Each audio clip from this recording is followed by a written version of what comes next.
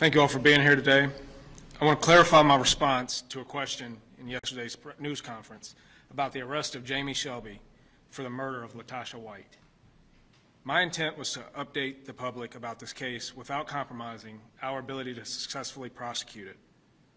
I apologize, particularly to Ms. White's family, for the lack of sensitivity and the lack of clarity in my words and how that contributed to their pain. I should not have said it that way. I want to make clear, Mr. Shelby is the person responsible for the murder and death of Latasha White.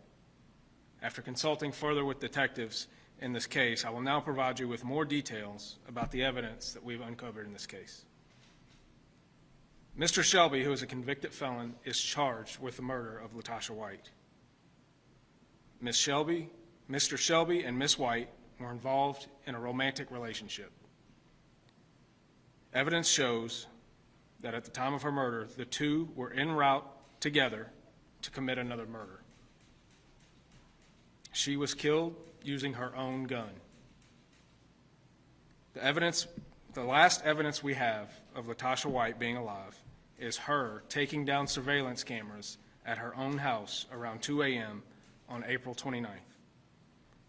Her cell phone was turned off at this time and left at her house. This is often done to obscure someone's location or hide their movements. We have learned that in the days leading up to April 29th, she purchased several items from stores to aid in this murder plot, including dark clothing. She was reported missing ultimately on May 1st, and when her body was recovered on May 7th, she was wearing the clothing that she had purchased several days before in furtherance of that murder plot. My vagueness yesterday did not reflect the message I intended to convey and created confusion. I acknowledge that, and I apologize for that. I share this information now to give you context and information on a very complicated case. This is still a very active investigation, and there could be additional arrests in the future. Our detectives are working diligently to build a case that ensures that those responsible receive the punishment they deserve, and her family is left with a sense of justice. I'll take a few questions at this time, understanding that there's very little additional information that I can add about the specifics of that case. So just to clarify, did another murder take place? No, another murder did not take place. How were you able to come to the conclusion that they were on their way or in the process of a third?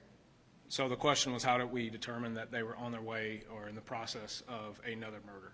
A lot of this information we knew very early on, so in the initial questions that we had about the missing persons report and everything like that, we had already discovered a lot of this information, but because we had not collected enough of it at that time, and detectives were still working to make sure that they could get enough evidence to make an arrest and prosecute this case, we were unable to give that at the time.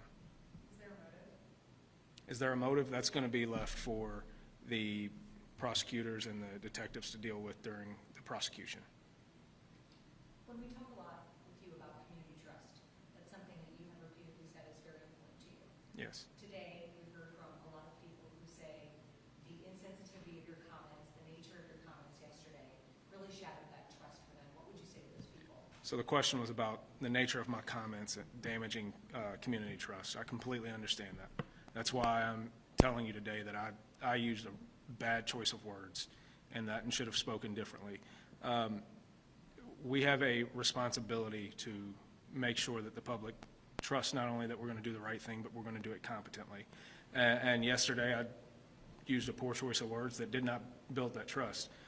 That being said, I think what you have seen out of me and out of this staff is more transparency, more honesty, more openness about the operations of Louisville Metro Police and about what we're doing than has ever been given.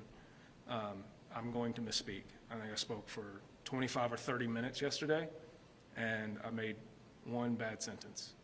Unfortunately, that was an impactful sentence, and that's why we're here today, is to make sure that I am transparent in showing that I understand that, and we want to make that right.